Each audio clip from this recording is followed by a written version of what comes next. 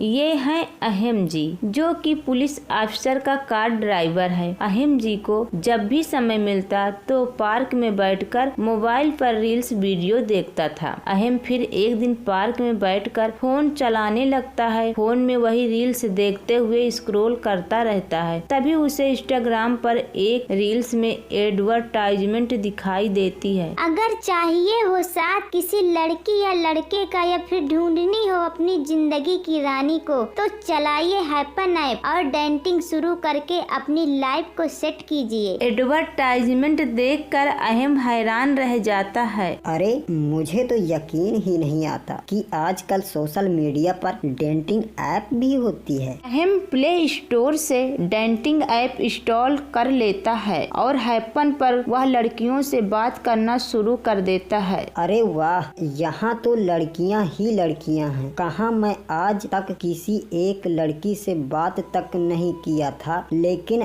अब देखो इतनी सारी लड़कियाँ मुझे मैसेज कर रही हैं। लेकिन यह वाली लड़की बहुत ज्यादा सुंदर है और प्यारी भी लग रही है। मुझे इसी से बात करनी चाहिए। हैपन ऐप पर एक राशि नाम की लड़की से बातें करने लगता है। राशि बहुत सुंदर और खूबसूरत थी, लेकिन मॉडर्न थी। राशि अहिम की प्रोफाइल खोलकर उसकी फोटोज देखने लगती है। इस अहिम नाम के लड़के के पास तो बहुत बड़ा बंगला और गाड़ी है और साथ में फॉर्च्यूनर भी है। लगता है कुछ ज्यादा ही अमीर है। राशि प्रोफाइल से अहिम को जज कर रही होती है, लेकिन वह एक ऑफिसर के घर में केवल ड्राइवर की जॉब कर रहा था। कार में बैठिए, बताइए आज कहाँ जाना है। अहिम अपने साहब को छोड़कर उसी की कार से राशि से मिलने जाता है। अरे बाप रे बाप, कितना अमीर है यह लड़का, इतनी बड़ी कार में आया है मुझसे मिलने। अहिम अपनी ऑनलाइन गर्लफ्रेंड से मिलने आता है। वो राशि फोटो से ज्यादा सामने से और भी ज्यादा खूबसूरत लगती है। अरे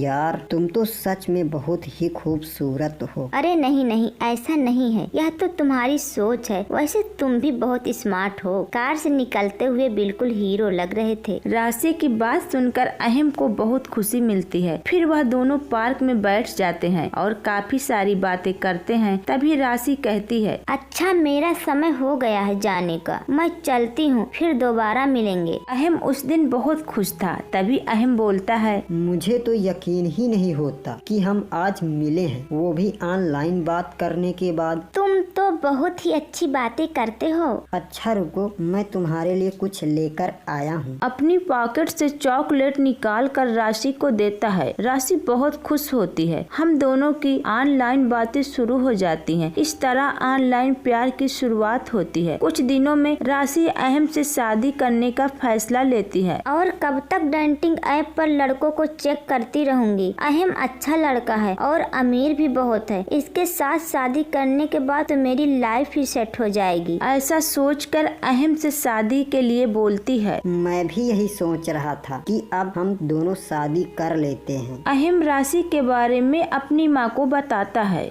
बेटा, तेरी माँ तेरे लिए बहुत अच्छी लड़की ढूंढेगी, तू थोड़ा सा इंतजार कर ले। नहीं माँ, मैं अपनी पसंद की लड़की से ही शादी करना चाहता हूँ। आप मेरी बात समझिए। बेटा, मुझे पता है कि तेरे लिए क्या अच्छा है और क्या बुरा है। अपनी माँ पर भरोसा तो कर। अहिम अपनी माँ की एक नहीं सुनता और राशि से शादी करके उसे घर ले आता है। जहाँ राशि घर के अंदर आते ही घर देखकर कहती है, क्या यही है तुम्हारा घर? हाँ, यही मेरा घर है। मैं यहीं पर रहता हूँ अपनी माँ के साथ। अरे इतना पैसा वाला होने के बाद भी इतनी सिंपल से घर में कैसे रह रहा है? शायद इसकी शौक ज्यादा नहीं है, लेकिन पैसे इसके पास बहुत हैं। वही उसे घर के बाहर अहिम की गाड़ी भी दिखाई नहीं देती। अहिम, घर के बाहर तुम्हारी गाड़ी भी नहीं है। तुम्हारी गाड़ी कहाँ है? मेरी गाड़ी? ओह अच्छा, मेरी गाड़ी तो सर्विस सेंटर गई है ना, रिपेयर के लिए। ओह, ओह अच्छा, सर्विस सेंटर गई है। अहम राशि को अपने कमरे में ले जाता है। ऐसे ही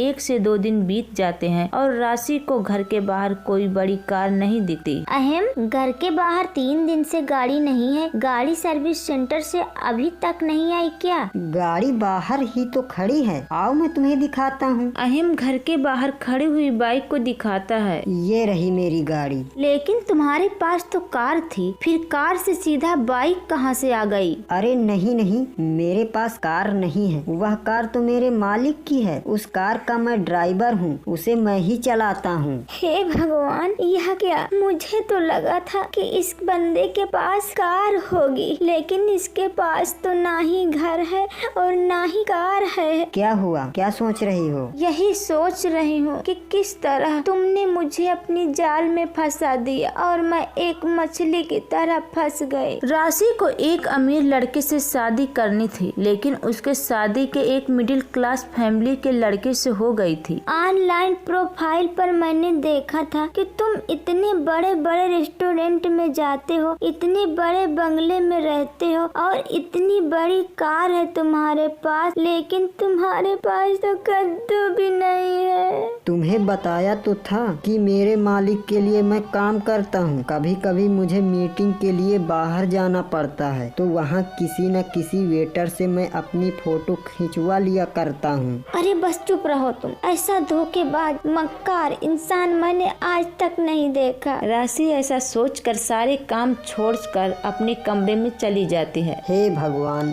यह कैसी गलत फहमी हो गई है। बेटा, मैं तुझे कहा था ना कि ऑनलाइन लड़की पसंद करने से पहले एक बार अच्छे से सोच लेना। फिर क्या था, उसी दिन के बाद से रोजाना घर में छोटी मोटी बातों के लिए राशि लड़ाई झगड़ा शुरू कर देती है। पता नहीं कौन से भाग्य फूट गए मेरे, जो मैंने इस लड़के से शादी कर ली। पूरा दिन मैं रसोई में मरती रहती हूँ, लेकिन किसी को मेरी कोई खबर नहीं। कितनी गर्मी लगती है, एक भी मेरे कमरे में एसी तक नहीं है। बहू, अहम की जितनी तनख्वाह आती है उसी से हमें सारा गुजारा करना पड़ता है। ये सारे अमीरों वाले चोचले हम मिडिल क्लास फैमिली पर भारी पड़ते हैं। आप तो बस चुप ही रहिए, हमारे बीच में मत बोलिए। राशि, यह सब क्या है? तुम मेरी माँ से ऐसी बात नहीं कर सकती। कम से कम उनकी उम्र का लिहाज तो करो। उम्र का लिहाज कर रही हूँ, तभी तो तुमसे बोल रही हूँ। धोखेबाज इंसान,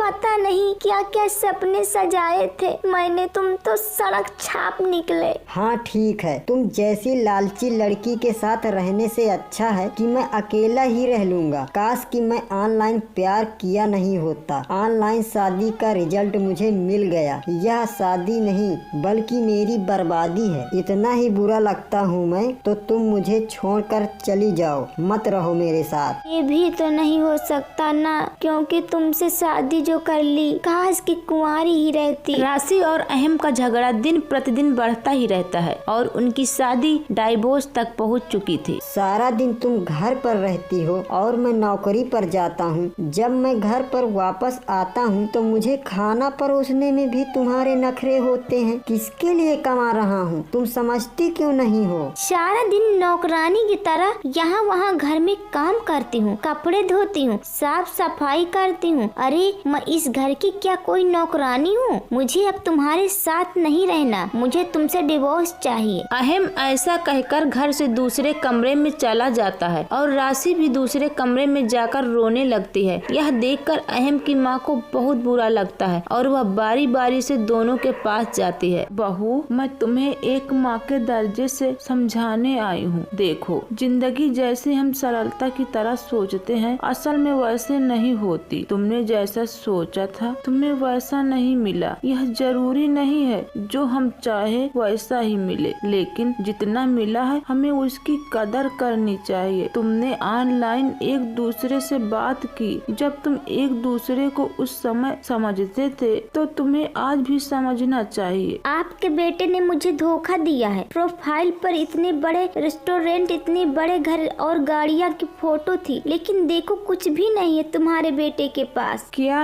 मेरे बेटे ने कभी तुमसे कहा था कि उसके पास बहुत बड़ा घर है, गाड़ी और बहुत अमीर है? राशि यह सुनकर सोच में पड़ जाती है, जिसके बाद अहम की माँ अपने बेटे के पास जाती है और उससे समझाती है। बेटा, जब मैं तुझे मना किया था तब तूने कहा था कि नहीं माँ, लड़की बहुत अच्छी है, समझदार है, संस्कारी है, तुझे पूरा भरोसा था, लेकिन आज वही सब चीज बदल गई है। देखो, जो हुआ उसे भूल जा और अब एक नए सिरे से जिंदगी को समझो। एक दूसरे को असल जिंदगी में समझने की कोशिश करो, तभी ये शादी निभ पाएगी। अहम की माँ की बात सुनकर अहम और राशि दोनों एक दूसरे की सिचुएशन को समझकर असल जिंदगी को समझना शुरू कर देते हैं, जिस चलते उनकी लड़ाइयाँ खत्म हो जाती हैं और उनके बीच गहरा प्यार शुरू हो जाता है और कुछ समय में वह एक साथ खुशी खुशी एक ही घर में रहने लगते हैं और इस तरह उनकी जो शादी ऑनलाइन से बर्बाद हो रही थी वह पटरी पर आ जाती।